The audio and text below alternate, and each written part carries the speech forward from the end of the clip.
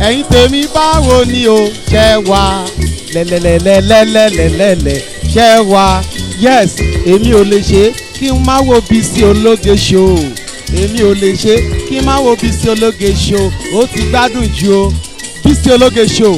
ẹ máa wò ó ẹ má gbé kúrò ńbẹ̀ o àríyá pọ̀ ńbẹ̀ ó ń ṣàn àríyá ń ṣàn Bísí Ológe show iyọ̀ ni.